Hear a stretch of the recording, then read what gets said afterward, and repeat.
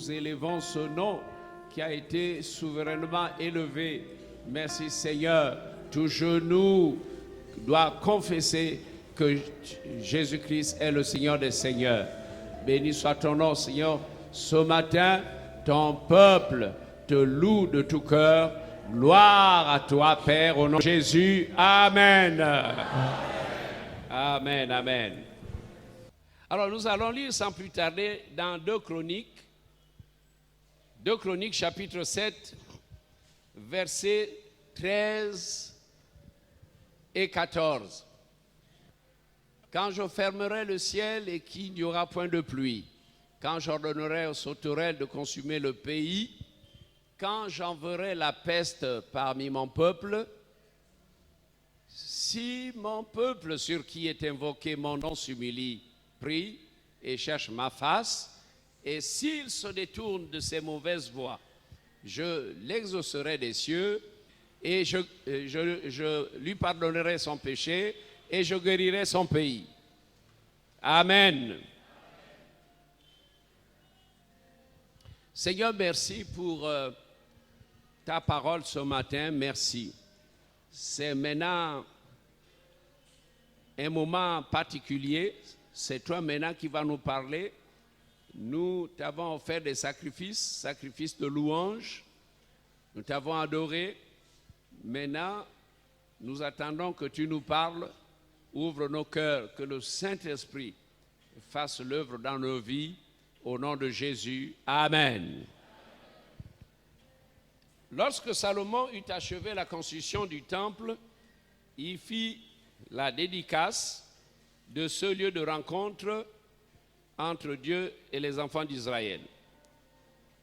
Et il nous a dit au chapitre 7, verset 12, que l'Éternel apparut à Salomon pendant la nuit et lui dit: j'exauce ta prière et je choisis ce lieu comme la maison où l'on devra m'offrir des sacrifices. Et puis, Dieu a continué à parler à Salomon. C'est ce que nous venons de lire au verset 13 et 14. Mais il y a une expression qui est devenue une expression courante: mon peuple. Si mon peuple, je voudrais travailler avec vous ce matin sur le mot peuple, le peuple. Si mon peuple, sur qui est invoqué mon nom, mon peuple. Est-ce que nous connaissons ce peuple? Donc voilà un mot qu'on utilise en courant, en lisant, mon peuple. C'est important ce mot, quand c'est Dieu qui le prononce. Quand Dieu parle de son peuple, alors de quel peuple s'agit-il? Nous allons voir deux sortes de peuples. Le peuple de l'ancienne alliance et le peuple de la nouvelle alliance. Donc, pour ce faire, le thème de ce matin, c'est le peuple de Dieu de la nouvelle alliance. Et quand on remonte dans les origines d'Israël, on voit depuis la Genèse au chapitre 12, l'appel d'Abraham. Dieu appelle Abraham et va faire alliance avec lui pour se créer un peuple.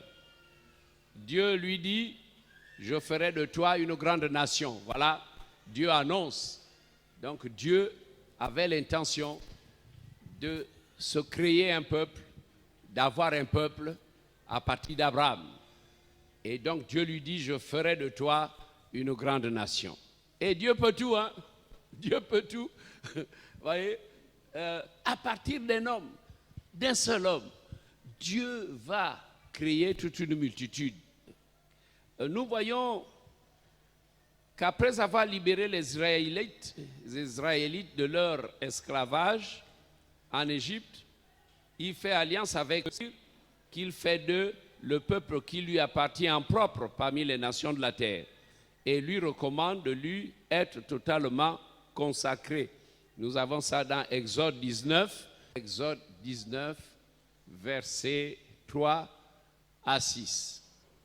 Moïse monta vers Dieu et l'Éternel l'appela du haut de la montagne en disant, « Tu parleras ainsi à la maison de Jacob et tu diras aux enfants d'Israël, vous avez vu ce que j'ai fait à l'Égypte et comment je vous ai porté sur les ailes d'aigle et amené vers moi.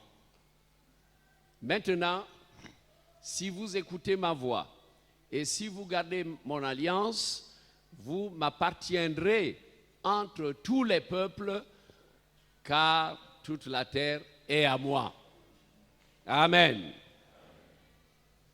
Vous serez pour moi un royaume de sacrificateurs et une nation sainte. Voilà les paroles que tu diras aux enfants d'Israël. Ce que Dieu appelle mon peuple, ce sont les enfants d'Israël. C'est la descendance d'Abraham. C'est la grande nation que Dieu a voulu créer. Dieu les appelle mon peuple. Mon peuple. Maintenant, pour que nous ayons la foi et que nous puissions réussir quand nous prions, parce qu'il faut s'appuyer sur la parole. La foi vient de la parole. La foi ne vient pas de ce que nous pensons, de nos propres déductions. Et savoir apprécier le contexte, c'est important. Chaque passage biblique est dans un contexte particulier. Alors, si nous nous plaçons dans un contexte qui n'est pas le nôtre, nous sommes à côté. Et nous pouvons voir que nous prions et nous attendons une promesse. Peut-être c'était une promesse pour Pierre, mais nous ne sommes pas Pierre. Moi, je m'appelle Jules Benjamin Ngoua et l'autre s'appelle Adeline Ngoua Rose.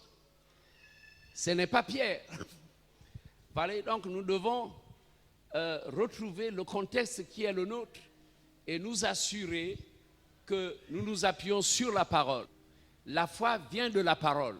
Et si nous avons la foi, Dieu va agir. Amen. Alors, mon peuple, Dieu s'adresse à Israël. Là, ce n'est pas le Gabon. Ce n'est pas nous. Ce n'est pas l'Église. Mais les fils de Jacob. Et ce peuple est composé de 12 tribus. Et nous voyons que jusque dans l'Apocalypse, même il y a une promesse pour le règne avec 144 000 composés des 12 tribus. Alors si tu n'es pas là, ça veut dire que tu n'es pas là. Si tu n'es pas là, ça veut dire que tu n'as pas été choisi. Si tu n'es pas là, alors que fais-tu? Qu'attends-tu? Dieu s'est réservé 144 000. Ce ne sont pas les témoins de Jéhovah qui font une usurpation. Une usurpation de la promesse de Dieu. Non, les 144 000 sont composés des 12 tribus. Si mon peuple, Dieu parle au roi Salomon, et il lui parle de son peuple, les fils de Jacob, le peuple d'Israël. Et voyez, très rapidement, je rappelle, vous le savez déjà, que le nom d'Israël est donné à Jacob quand il lutte avec Dieu et il a la victoire. Dieu lui dit, tu ne seras plus appelé Jacob, mais Israël. Israël. Donc, Israël, le père Jacob devient Israël et il met au monde 12 fils. Les 12 fils, chacun est un symbole de tribu. Les 12 enfants-là, chacun représente une tribu. Les 12 tribus d'Israël. Voilà. Dans l'Ancien Testament, Dieu fait une promesse à son peuple. Maintenant, nous devons bien étudier la Bible pour savoir si nous sommes concernés. Mais donc Dieu va faire quelque chose. Il va envoyer son Fils unique Et il nous est dit, Jean 3, verset 16, « Car Dieu a tant aimé le monde qu'il a donné son Fils unique, afin que quiconque croit en lui ne périsse point, mais qu'il ait la vie éternelle. » Jean 1, verset 12, la Bible dit, « Mais à tous ceux qui l'ont reçu, donc qui ont reçu la lumière, c'est-à-dire Jésus, et qui croient en son nom, elle a donné le pouvoir de devenir enfant de Dieu. » Acte 16, verset 31 dit, « Crois au Seigneur Jésus et tu seras sauvé. » Donc là, je disais que Dieu a envoyé son Fils unique mourir à la croix pour sauver les pécheurs. Ça, c'est le premier point. Deuxièmement, en envoyant le don du Saint-Esprit le jour de la Pentecôte, le Seigneur Jésus a fondé son Église avec 5 disciples. Après, l'Église est passée à 3000 âmes. Après, l'Église est passée à 5000 âmes sauvées, sans compter les femmes et les enfants. Alors là, nous avons les enfants de Dieu. Alors je puis déjà vous dire que c'est le peuple de la nouvelle alliance scellé par le sang de la croix. Tite, chapitre 2, versets 13 et 14. En attendant la bienheureuse espérance et la manifestation de la gloire du grand Dieu et de notre Sauveur Jésus-Christ, qui s'est donné lui-même pour nous afin de nous racheter de toute iniquité et de se faire un peuple. Amen. Ah, là, on se retrouve. Il s'est donné lui-même pour nous. Il est mort à la croix pour nous. Ah oui, il nous a rachetés de toute iniquité. Il nous a rachetés de notre vaine manière de vivre. Il nous a tirés des traditions de nos ancêtres. Voilà. Il a décidé alors, par la suite, de se faire un peuple qui lui appartienne, un peuple purifié par lui et zélé pour les bonnes œuvres. Voilà. Donc là, on peut parler du peuple de Jésus-Christ. Alléluia. Le peuple de Jésus-Christ. Gloire au Seigneur. Mais il y en a qui ne sont pas de ce peuple. Et je voudrais donner un exemple de ce qui s'est passé, n'est-ce pas, au sein du peuple de l'Ancienne Alliance. Vous savez, quand les enfants d'Israël sont sortis d'Égypte, il y en a qui les ont suivis. Et par la suite, il y a eu un problème. Il a fallu que les leaders fassent des recensements d'identification. Voilà. Et c'était simple. Alors, on appelait chaque tribu. Alors, tu devais te présenter si tu étais membre de la tribu. Alors, tu étais compté. Il fallait être parmi les 12 tribus. Mais si tu n'avais aucune tribu, si tu n'étais nulle part, alors tu étais compté parmi les ramassis. Il y a des ramassis. On peut être nombreux dans une église, mais il y a des ramassis. C'est-à-dire que tu n'es nulle part. Tu n'es pas véritablement enfant de Dieu, lavé, purifié par Jésus. Et tu n'es pas zélé pour les bonnes œuvres. La preuve que tu ne fais rien. La preuve, c'est que tu ne fais rien. La preuve, c'est que tu n'es pas intéressé. La preuve, tu n'as même pas une petite idée pour faire quelque chose. Pas une petite idée pour venir nettoyer la salle. Pas une petite idée pour inviter une nouvelle âme. Pas une petite idée pour te mettre dans un comité, dans un secteur d'activité. Parce que tu es un rabassis, un spectateur qui vient. Il y en a qui viennent parce qu'ils cherchent une fille. Il est intéressé par une femme. Ah, si je l'épouse, je l'entraîne dans ma loge. Il y a des gens comme ça dans l'église. Des gens qui sont là, pas pour servir Dieu, mais pour créer des problèmes, mettre des bâtons dans les roues. Ils sont là avec un vampire. Ils sont livrés. Ils ne sont pas la bonne semence. Le Seigneur veut interpeller chacun de nous ce matin. Est-ce que tu fais partie du peuple de Dieu?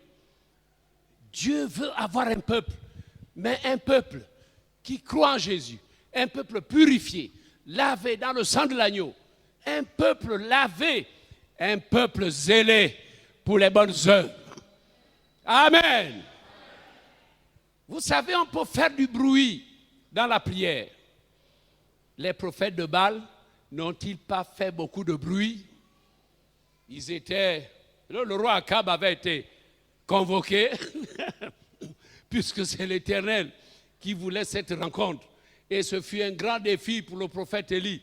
Ils se sont retrouvés au mont Carmel. Là, vous savez, les montagnes étaient devenues le lieu d'idolâtrie avec les prophètes de Baal, les prophètes d'Astarté. Alors, le roi était là et l'homme de Dieu était là à la demande de l'Éternel. Et puis, vous savez ce qui s'est passé? Un grand scénario. Élie a demandé à ceux qui étaient nombreux, lui il était tout seul, mais ils étaient 450. 450. Sans compter les prophètes d'Astarté. Là, il parle de... celui qui a écrit parle des 450 prophètes de Baal. Le grand défi, c'était de faire tomber le feu du ciel. Le Dieu qui était capable de faire tomber le feu du ciel, c'est lui qui allait être proclamé vrai Dieu.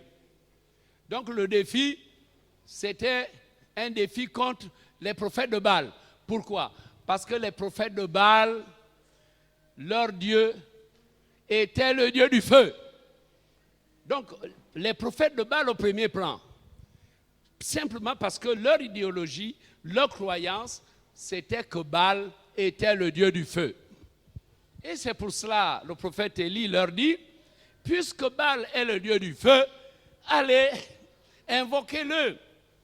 Si Baal fait tomber le feu du ciel, alors nous saurons tous en Israël que c'est lui le vrai Dieu du feu. Alors allez-y. Alors ils ont fait du bruit. C'est pour ça que je suis en train de dire qu'il y en a qui font du bruit dans la prière. Du bruit. Parce qu'ils n'ont pas de vrai repère. Ils n'ont pas le Dieu vivant et vrai. Ils n'ont pas la foi. Ils ne s'appuient sur aucune promesse. Ils ne sont pas peuple de Dieu, membres du peuple de Dieu. Ils ont fait du bruit. Jusqu'à 15 heures, ils ont crié. Ils se sont fait des incisions. Avec leurs épées, ils se sont fait des blessures. Le sang coulait. Alors, il m'a donné, le prophète Élie dit, ah mais écoutez, continuez. Peut-être il se repose. Peut-être que votre Baal se repose. Peut-être qu'il a pris des congés. Hein? Parce que qui est ce Dieu qui ne répond pas aux cris de ses croyants? Alors ils ont fait du bruit. Et c'est pour cela, au moment où Dieu veut travailler avec nous, il faut que tu sois bien identifié. Ce matin, Dieu met une caméra sur chacun de nous assis ici. Oui, la caméra, c'est un flash. Et il va faire un gros plan. Toi qui es assis, es-tu membre du peuple de Dieu? Est-ce que tu es enfant de Dieu? Nous avons vu que nous ne sommes pas dans le contexte de l'Ancienne Alliance. Nous ne sommes pas le peuple d'Abraham. Nous ne sommes pas le peuple de l'Ancienne Alliance. Mais Jésus a maintenant un peuple. Le peuple qui croit dans son sacrifice, qui croit que son sang a coulé pour la rémission de nos péchés, le peuple qui est lavé dans le sang de Jésus, le peuple qui est purifié et qui est zélé pour des bonnes œuvres. Et c'est ce peuple-là, c'est des gens qui ont l'amour dans leur cœur. Ils sentent qu'ils doivent faire quelque chose. Alors si je suis occupé, alors je participe financièrement. Je ne peux pas accompagner l'apôtre dans les missions, mais je mets l'argent pour la mission. Je mets l'argent. Il y en a qui sont à l'intérieur du pays en mission. Donc Hébron a souvent accompagné quand l'évangéliste pasteur Bouka, qui circule beaucoup, chaque fois qu'il va à l'intérieur en mission, le diaconat pourvoit. Donc Hébron, et nous avons des frères et sœurs qui accompagnent, qui vont dans les missions. C'est ça.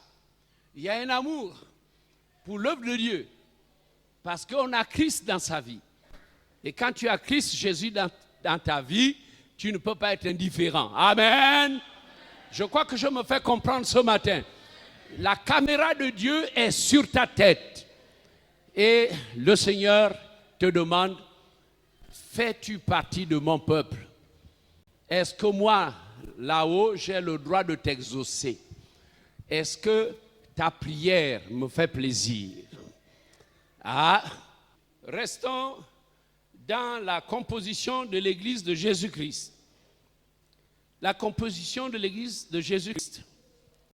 Alors, lisons dans Apocalypse chapitre 7, verset 9. Nous allons parler du grand peuple de Dieu, c'est-à-dire l'Église universelle, la grande foule qui va se tenir devant l'agneau. Alors, Apocalypse chapitre 7, verset 9. Après cela, je regardais et voici, il y avait une grande foule que personne ne pouvait compter, de toute nation, de toute tribu, de tout peuple et de toute langue. Ils se tenaient devant le trône et devant l'agneau, revêtus de robes blanches et des palmes dans leurs mains. Et ils criaient d'une voix forte en disant, « Le salut est à notre Dieu qui est assis sur le trône et à l'agneau. » Et tous les anges se tenaient autour du trône, et des vieillards et des 4 êtres vivants, ils se prosternèrent sur leur face devant le trône et ils adorèrent Dieu en disant Amen. La louange, la gloire, la sagesse, l'action de grâce, l'honneur, la puissance et la force soient à notre Dieu au siècle des siècles. Amen. Gloire à Dieu. Et l'un des vieillards prit la parole et me dit, ceux qui sont revêtus de robes blanches, qui sont-ils et d'où sont-ils venus? Je lui dis, mon Seigneur, tu le sais. Et il me dit, ce sont ceux qui viennent de la grande tribulation, ils ont lavé leurs robes et ils les ont blanchis dans le sang de l'agneau. Amen, amen. Je suis en train de vous parler du grand peuple de Jésus-Christ. Vous savez, c'est lui qui bâtit l'église. Là, aujourd'hui, le chef de l'église, c'est Jésus. Ce n'est pas l'apôtre Jules Benjamin Goua. Ce n'est pas un pasteur responsable. C'est Jésus qui bâtit l'église. Mais Jésus, il ne va pas échouer. Et donc, lorsque les âmes seront devant lui, il y aura une grande foule. Il y aura une grande foule. Je suis en train de vous dire que Jésus est en train de préparer un peuple nombreux. Un peuple nombreux. Un peuple où il y a toutes les races, toutes les tribus, toutes les langues. Ce peuple-là, je bénis le Seigneur. Si les Bapounous seront là, je bénis le Seigneur si les Fang seront là, les Ndjebi, les Varama, les Tchoro, les Mienais, hein, les Togolais, les Camerounais, ainsi de suite, les Français. Gloire à Dieu. Ah, ce peuple-là, c'est l'œuvre de Jésus. Et il aura, n'est-ce pas, des représentants de chaque tribu. Au Gabon, il y en a plusieurs. Et il est souhaitable que chaque tribu du Gabon soit représentée. Je n'ai pas encore préparé un culte comme ça, où on aura des bougies qu'on va allumer. On va demander à tous les Bapounous de se lever. Et quelqu'un va allumer la bougie des Bapounous, la bougie des Fang, des Ndjebi, des Eshira, hein, des Teke, des Obamba, hein, des Ndoumou, voilà, des Tchoro, des Mienais, ainsi de suite. Alors, s'il y a une tribu, une race, une ethnie qui n'est pas ici à Hébron, on peut la trouver dans les autres assemblées. Mais il faut que les différentes ethnies du Gabon soient représentées devant l'agneau. Voyez, Dieu a déjà préparé un peuple qui se tiendra devant lui. Je précise que en devenant chrétien, on devient automatiquement un membre du peuple de Dieu, un membre du corps de Christ. En dépit de ses faiblesses, on ne peut pas sous-estimer l'Église, la négliger, la mépriser, faire comme si l'on pouvait s'en passer. Alors, au lieu de dire « mon peuple sur qui est invoqué mon nom », alors que pouvons-nous dire, nous maintenant? Si Salomon, si Dieu a dit à Salomon, mon peuple, si mon peuple sur qui est invoqué mon nom, et Dieu voyait tout Israël. Alors que pouvons-nous dire maintenant, nous, aujourd'hui? Que pouvons-nous dire?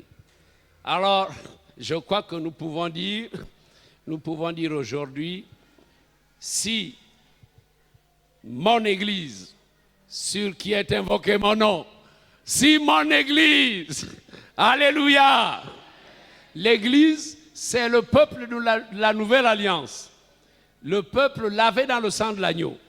Donc, si mon Église, sur qui est invoqué mon nom, s'humilie, prie et cherche ma face, et si elle se détourne de ses mauvaises voies.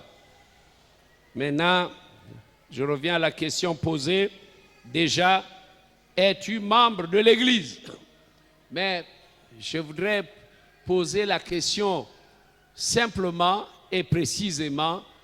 Es-tu membre de l'Église locale d'Hébron, l'Ikwala? Es-tu membre? Es-tu membre? Je vous pose cette question. Ne restez pas silencieux. Alors, si tu n'as pas la carte de membre, tu es négligent. Et toi, tu veux que Dieu te sauve, qu'il te guérisse. Tu veux qu'il te délivre. Tu veux que Dieu bénisse ta famille. Tu veux qu'il te trouve du travail. Tu veux qu'il pourvoie à tes besoins. Dieu honore ceux qui l'honorent. Amen. Dieu honore ceux qui l'honorent. Si tu n'honores pas Dieu, alors tu feras du bruit comme les prophètes de Baal. Et rien ne change. Ce matin, je crois que Dieu veut travailler. Dieu veut travailler et là, il a mis un bulldozer. Amen. Pour pousser les chrétiens, n'est-ce pas, à obéir, à marcher avec lui. Dieu a un programme. Dieu a un programme. Ce que nous faisons sur la terre, c'est important. Ce que mes apôtres, ce que vous lierez sur la terre sera lié dans le ciel. Et ce que vous allez délier sera délié dans le ciel. Si moi je ne t'approuve pas ici, Dieu ne t'approuvera pas là-haut. J'étais encore au PK8 quand Dieu me dit, mon serviteur, si tu établis un homme, il est automatiquement reconnu au ciel. Amen. Et Dieu me montra dans une vision une grande salle de conférence. Et les anciens que j'entretenais souvent, parce que quand j'étais au PK8, j'avais un bureau directeur composé d'anciens. Chaque année, le bureau directeur était renouvelé. Tel ancien, tel secteur d'activité, tel ancien. Chacun avait sa feuille de route. Alors, l'Esprit, dans la vision, m'a montré tous mes anciens. Et chaque ancien avait en face de lui son ange. Chaque ancien avait en face de lui son ange. C'était un long bureau. D'un côté, il y avait mes anciens du PK8 et en face de chacun, il y avait un ange. Et le grand ange qui me conduisait m'a dit, tu vois, mais toi, tu vas au bureau du grand patron. Alors, nous avons traversé toute la salle et je suis rentré dans le bureau du grand patron. Le grand patron, c'est Jésus. Amen.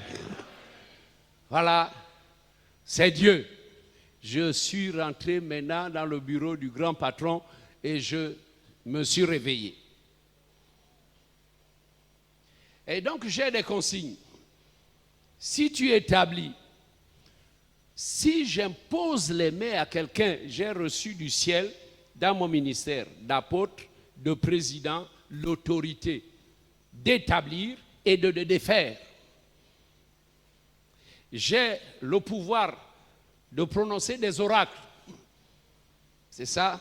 Mais parfois Dieu me dit, mais je t'ai donné beaucoup d'autorité, mais il faut que tu agisses. Même mon épouse me dit, tu as reçu l'autorité. Il y a des choses que tu dois renverser au Gabon.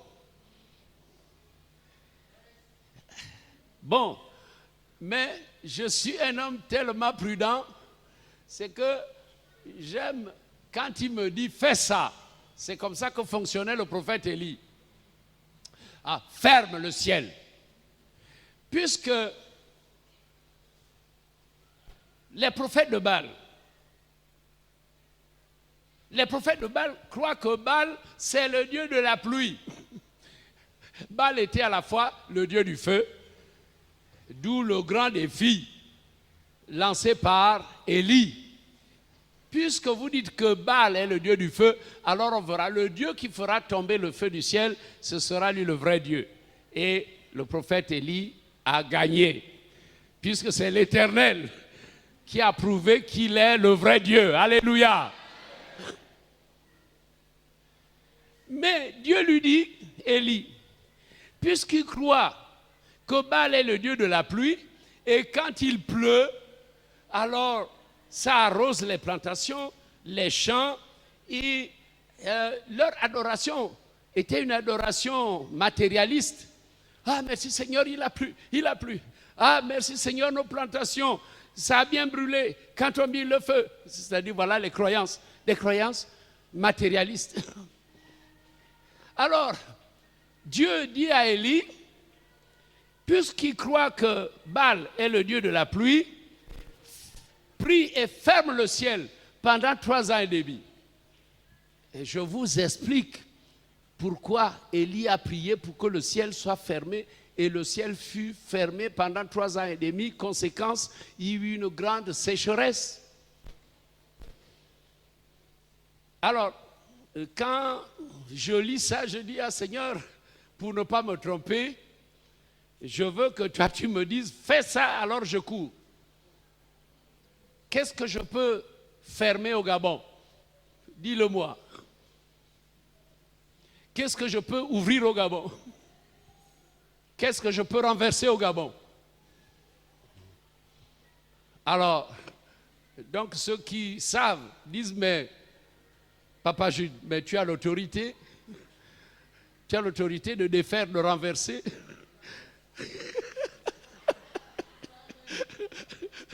Mais je suis hésitant parce que je veux que lui me dise. S'il me dit, je cours. Amen. Ah, est-ce que vous voyez la nécessité d'être enfant de Dieu et être membre du peuple? Alors, je reviens.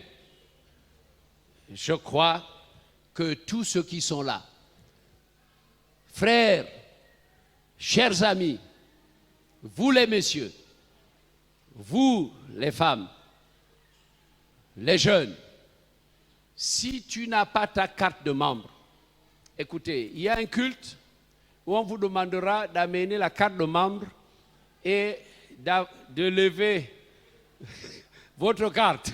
Alors, à main levée, votre carte de membre. Levez la main avec votre carte de membre.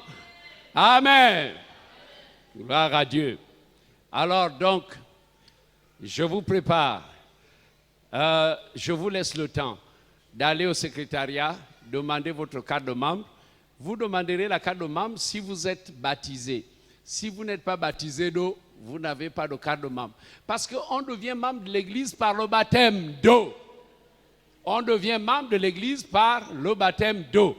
Et quand quelqu'un est baptisé d'eau, ça sous-entend qu'il est racheté, qu'il est lavé dans le sang de l'agneau et qu'il est devenu enfant de Dieu parce qu'il a cru. Voilà. Et quand vous êtes enfant de Dieu baptisé, vous êtes d'office membre de l'église locale. Et toutes les églises locales forment l'église universelle. Alors, l'église universelle, c'est un peu ce grand peuple. Il y a l'église qui sera enlevée, d'autres qui viendront après la tribulation pour assister, pour rentrer dans le royaume. Donc Dieu lui-même est en train de se créer un peuple. Gloire au Seigneur. Alors parlons un peu de l'église d'Hébron. Je ne sais pas si vous connaissez bien l'église d'Hébron. J'allais souvent aux États-Unis et chaque fois qu'il y avait conférence, ils m'invitaient à l'État d'Atlanta et je partais. Dans cette église, quand vous arrivez à l'église, si vous êtes pasteur qui arrive dans cette église, si vous êtes ancien, vous venez d'ailleurs, le pasteur va vous faire tourner dans les différents départements. Mais comme je ne vous connais pas, il y a des gens qu'on présente, on souhaite la bienvenue, parce que la personne a une lettre de recommandation, ça s'arrête là. Il y a une carence, il y a quelque chose qui ne va pas. Et pire encore, des gens qui ne s'impliquent nulle part, ils n'ont aucune activité. Non, c'est un peuple zélé, le peuple sanctifié, lavé dans le sang de l'agneau, qui a l'amour de Christ dans son cœur, c'est un peuple zélé. Et c'est ce peuple qui se tiendra devant Dieu. Ne t'étonne pas que tu vas rester. Quand tu seras resté, ne t'étonne pas. Ce sera de ta faute parce que tu auras été négligent et désobéissant. Mais je ne souhaite pas cela pour toi. Nous avons déjà prié une semaine sur le retour de Jésus-Christ et l'enlèvement de l'Église. Ce n'est pas pour rien que c'est passé. Dieu nous prépare. Dieu nous prépare à l'enlèvement. L'enlèvement est proche. Tous les signes précurseurs sont visibles. Nous ne savons pas.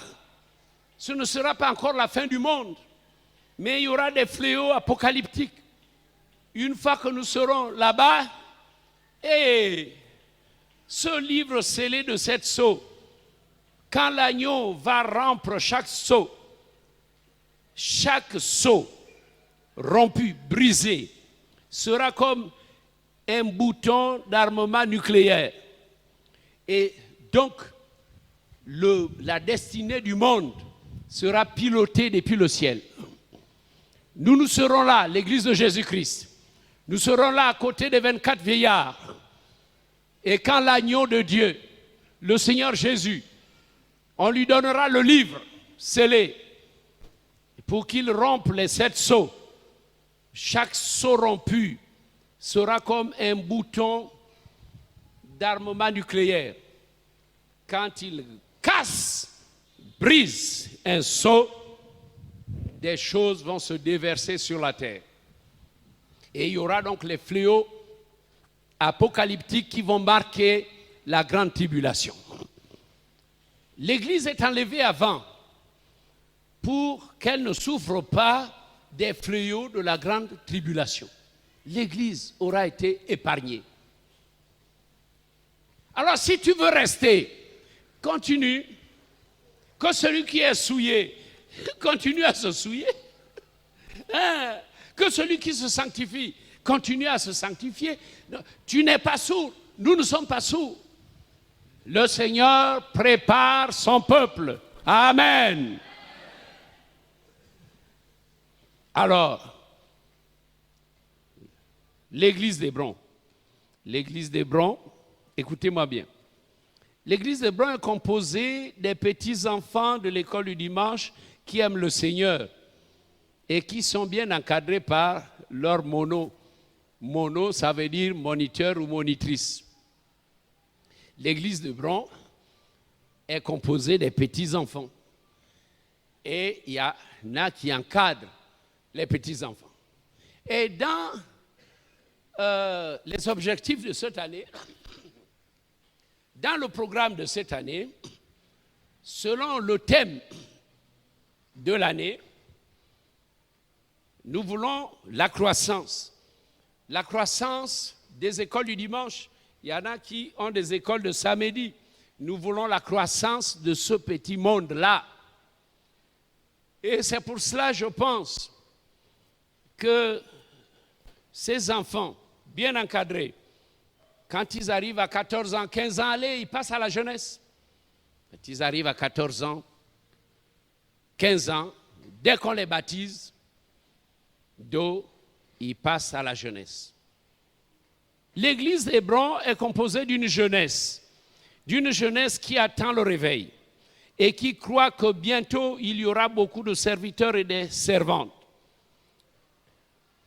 remplis du Saint-Esprit et de feu. L'église d'Hébron est composée d'une jeunesse qui attend le réveil. C'est la raison de la mobilisation des jeunes.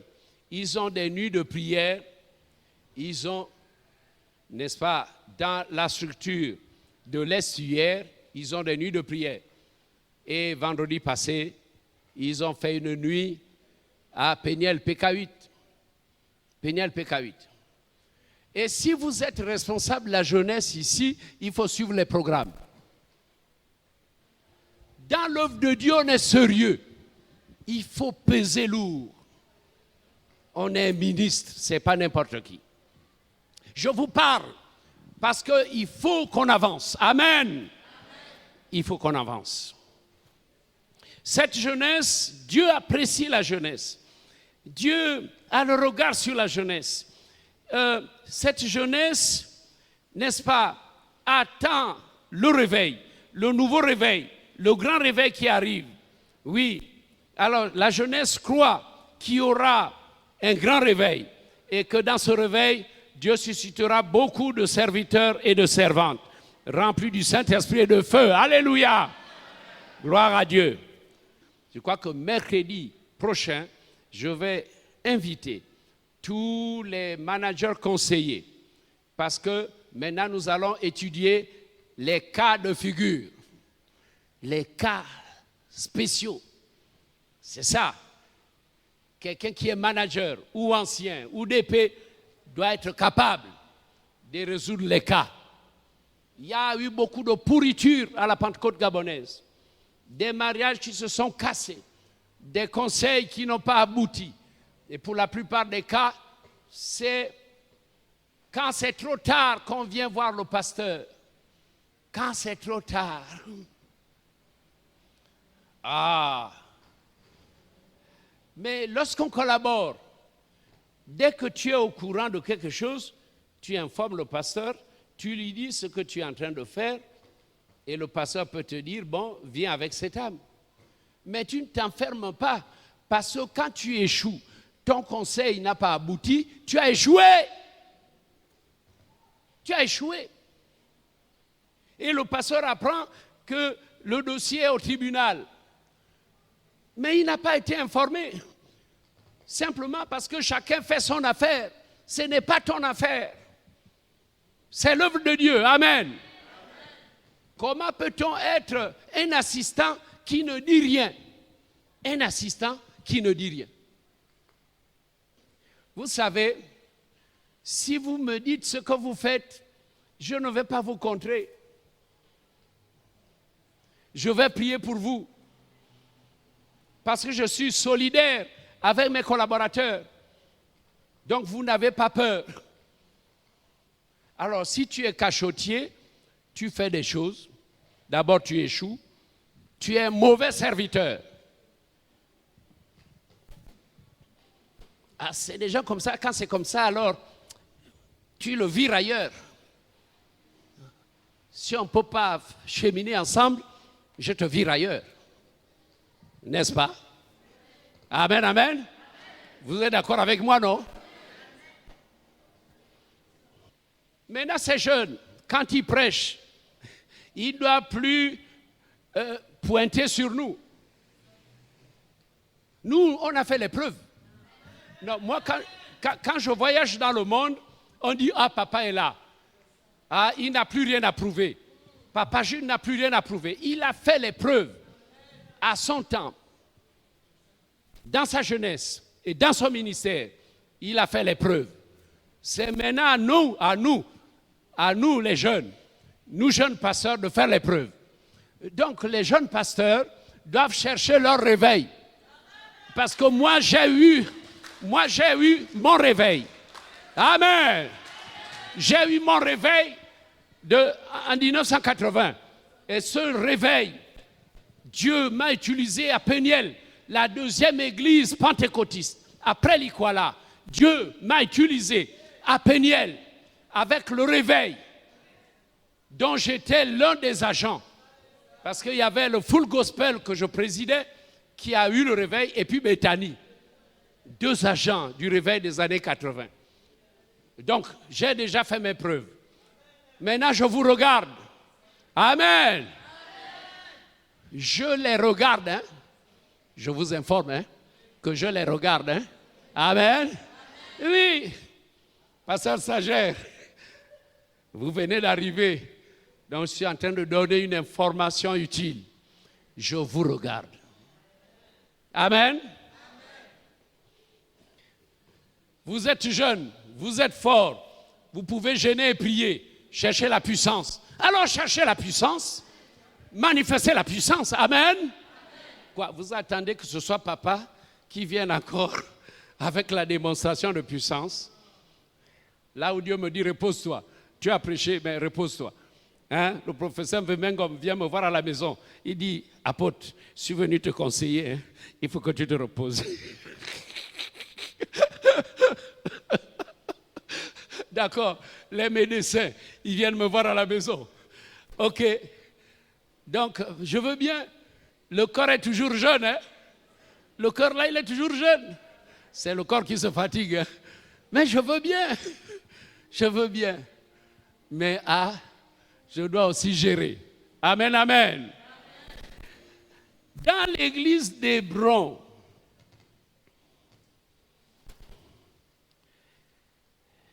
nous avons les DP, les anciens, les diacres, diaconesses, les conjoints.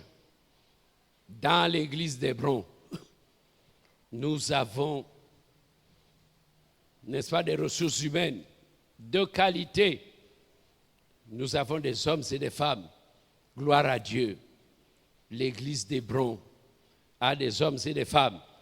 Et maintenant, il y a les managers, conseillers, une nouvelle génération. Ils sont jeunes. Ils commencent à travailler. J'ai les échos. Hein? Je découvre qu'il y a des bons prédicateurs parmi ces gens. Des bons managers parmi ces gens. Alléluia. Oh, gloire à Dieu. Je suis vraiment dans la joie. Non, à mon absence, vraiment, l'église d'Hébron a de ces messages. J'encourage le stagiaire Steve qui apporte de très bons messages. Gloire à Dieu. Il est humble et vraiment qui continue dans sa simplicité. Alléluia. C'est ça. Gloire au Seigneur. Je suis en train de terminer pour Hébron. Pour Hébron, nous avons les pasteurs, les stagiaires, DP, anciens, diacres, diaconesses et conjoints. Nous avons les autres responsables, les responsables des différents comités.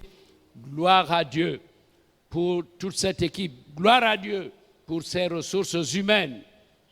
Alors, chrétiens d'Hébron, le Seigneur vous appelle, vous interpelle, il vous encourage, il vous aime, il voit vos efforts. Mais il dit, continuez dans cet effort. Amen.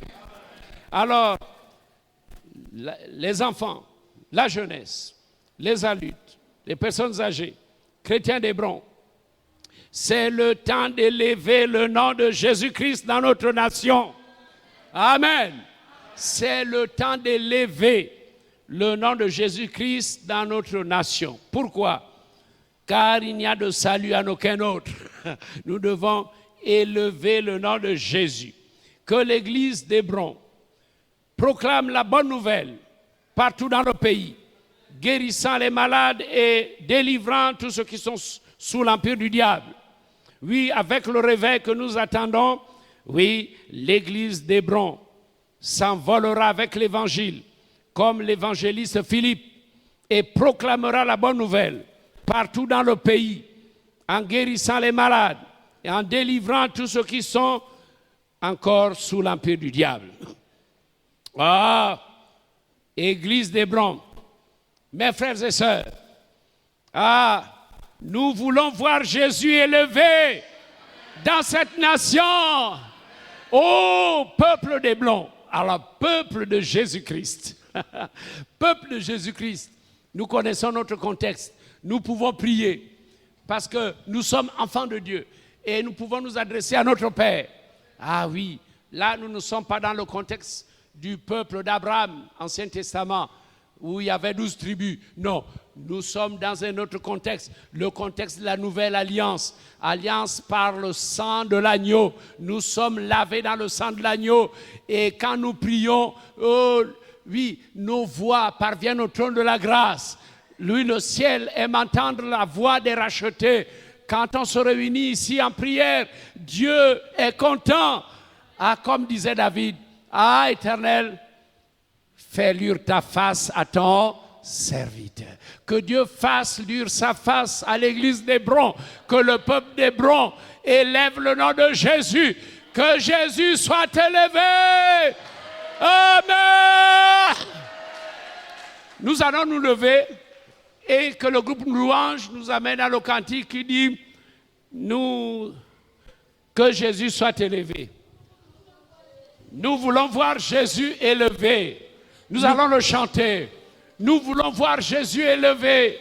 Oh, gloire à Dieu. L'église d'Hébron veut voir Jésus élevé. Nous devons doubler notre auditoire, tripler notre auditoire, mettre des tentes dehors. Nous voulons voir Jésus-Christ élevé. Amen. Nous voulons voir Jésus élevé. Un étendard sur ce pays pour montrer à tous la vérité et le chemin vers le ciel. Nous voulons voir Jésus élevé comme un étendard sur ce pays pour montrer à tous la vérité et le chemin vers le ciel.